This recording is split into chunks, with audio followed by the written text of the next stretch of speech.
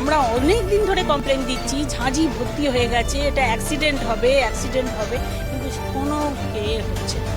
KMDA পুরো KMDA negligence. KMDA এখানকার custodian, KMDA দেখাশোনার দায়িত্ব। কেএমডিএ কেন দেখাশোনা করে না? কেন পাবলিক পুলটা খুলে রেখে দিয়েছে? দেখাশোনা যদি নাই করবে তাহলে খুলে রেখেছে কেন?